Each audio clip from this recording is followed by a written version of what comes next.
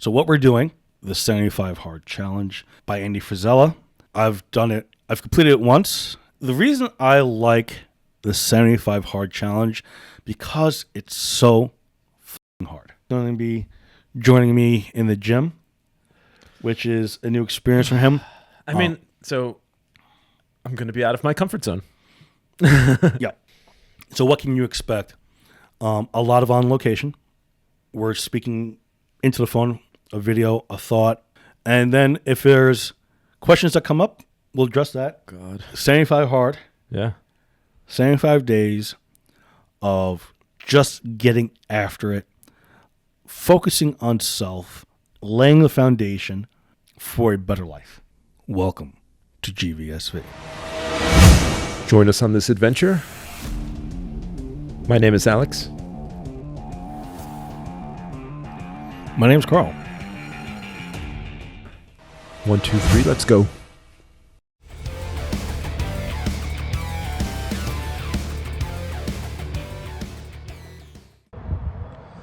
Welcome back to GVSV. This is Alex and Carl, and today is the end of week 9.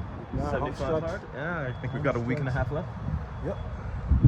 How do you feel doing all this for as long as you have, knowing that you have a week and a half left, and then we pivot into some really exciting stuff?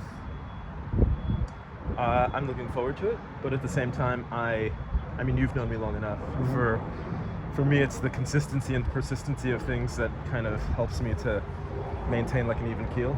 Yeah. So I just worry that like as I transition out of things, even moving gyms has been like a little bit of a disruption for me. Like, because all of a sudden, like, I'm slightly off my game where I'm like, oh, there is no locker room. I have to figure out how to shower here. I have to like.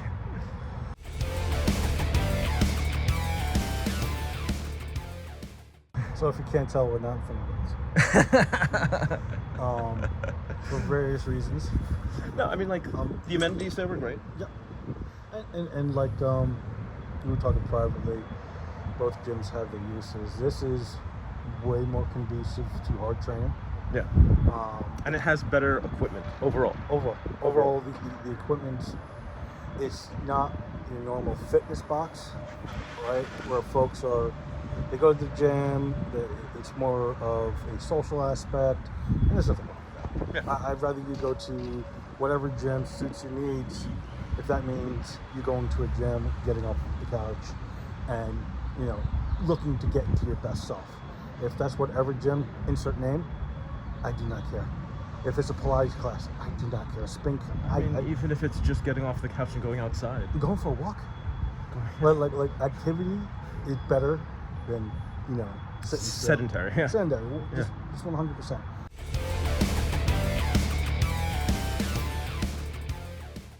So currently we have 2 gym memberships. This is not the first time in my life, nor the last time in my life I'll have 2 gym memberships. They both serve their needs. You will realize that before the 75 hard, I never really paid for a gym membership ever. Yeah. Well. See what happens when you start training with people who train all the time? So back to the original statement, right? We're pivoting out of 75 hard into a lifelong journey of fitness and training.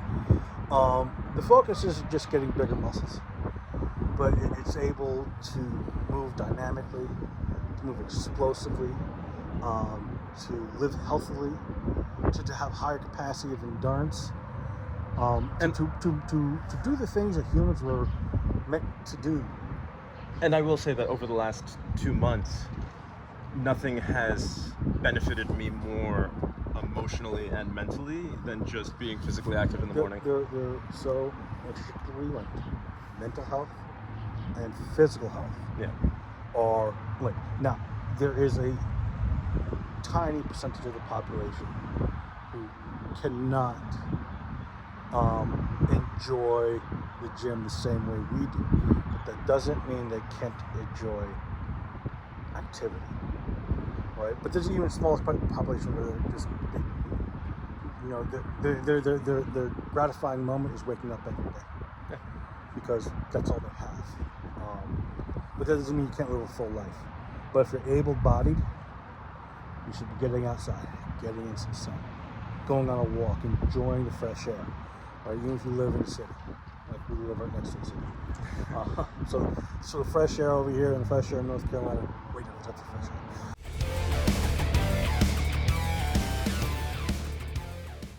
But getting out there and really enjoying activity, the being able to move without losing your breath, being able to go up a steep hike and not hurt. For those with children, being able to pick up with your kids, that's as a father, that's a huge thing. Even though my baby's a big thing, almost taller than me. I mean, eventually they'll give you little things to pick up to. Exactly, but I mean, like, it is a lifelong journey. The ability to be strong, and I could go on about this forever. Yeah. Okay, it is not about having years in your life, but life in your years, and that needs to be the aspect that you look at life through, right? Because when you're 70, you want to be able to be mobile. The only way to guarantee, well, not guarantee, but put yourself in the best position to be mobile when you're in your silver years is to train for strength, to train for mobility, to train for aerobic capacity while you're young, all right? And I mean, when I mean by young, it's like if you haven't been to the gym and you're 40, the time is now. There's no, the runway is short, but the runway is there. So I'm saying young, I don't mean 20, 30, 35. I mean 40, 45, 50, I mean, you really need to get after. But if there is, people don't think about how much really vibrant life they have until they have a really short runway left. Of course. So if you're in your late 20s, mid 30s, early 40s, and you haven't gotten to training, you haven't gotten into that lifelong love of self, there's no better time to treat yourself like you love yourself.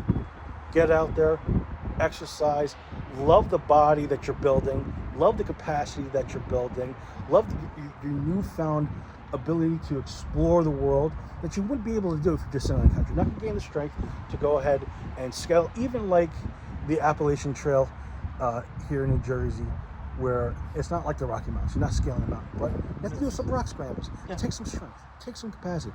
You're not going to be able to do that if all you do is sit down on the couch. Right? True. Am I calling people out who sit down on the couch? Hell yes, I am. Hell yes, I am.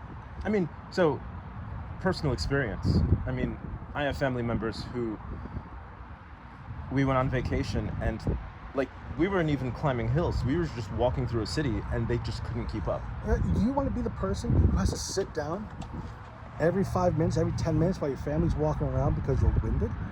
Right? You're more concerned about your heart rate and your breathing, your respiration rate, than it is exploring a new place or enjoying watching your family members see something for the first time. How you love others needs to be first how you love yourself. And if you're not taking care of yourself, you can't argue with me that you love yourself. You can't. You could get as angry as you want to that statement, and I promise I'm you. not angry. No, not you. I Them.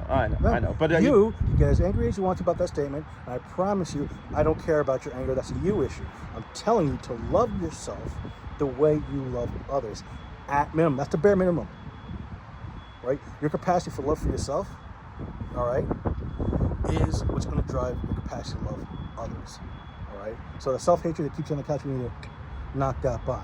And we're having this type of talk because next month is something that is not talked about enough in this country, all right? And as veterans, as men, this hit really close to home.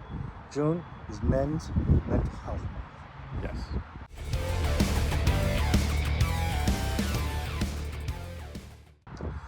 I'm the first one to say my feelings. All right, I'm the first one to say that.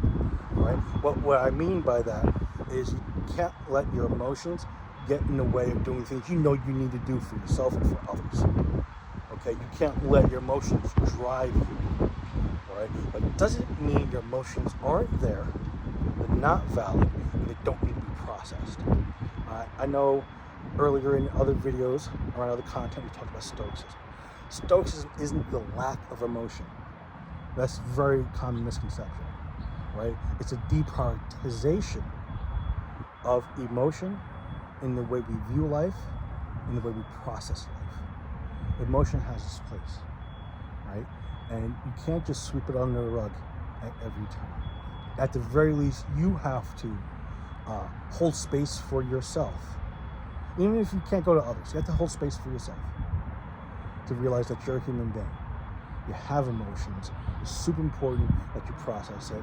And veterans, police officers, the trauma stuff that most of all of us go through, all right, you are not alone. And if you feel the need to talk to somebody, you find a friend, or if you can't do a friend, find a stranger. Email us, all right? I'd rather listen to you talk about the things that suck in your life for 48 hours than to go to your funeral, right? Talk about it, process it. I promise you, waking up the next day is better than not. Please, please, please, please, please understand that you're not alone in this fight.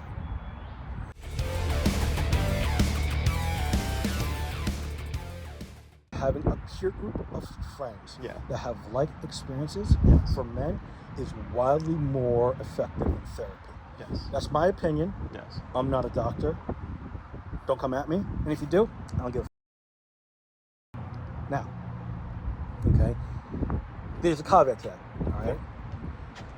That circle has to be friends who are either ahead of you in their healing journey or along with you on your healing journey. All right, they can't be a bunch of dudes who don't have their shit together. Boat anchors. Boat anchors, right? They might be your friends, but you have to know which friends you can have this circle of trust, for a lack of a better term. But not, you can keep your boat anchor friends, and I have them too. I love them dearly. I keep them at arm's distance, right? But there are times where this guy and I are supposed to be working out, and it's a vent session, and I tell you what, it feels just as good as pounding weight inside of one of the gyms we belong to. And I'm grateful for that. Yeah, And I'm grateful for that. There's a time and a place, and sometimes that mental lift is more important than the physical lift, and you have to be flexible enough to pivot, because you don't know what your body's going to need when your body needs, and sometimes he doesn't know. So you're going to need to be able to pump the brakes and say, "Hey, dude, are you okay?" And you say, "No. I say that too.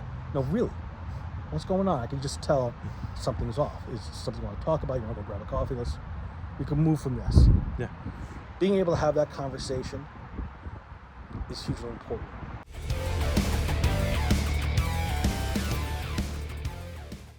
So, if you could help us do all those YouTube things, like, comment, subscribe. Tell your friends. Tell your family. The boys at GVSV are getting after that. Join us this adventure. 1, 2, 3. Let's go. Wait. Hold on. I'm just trying to find. Just need something for the title card.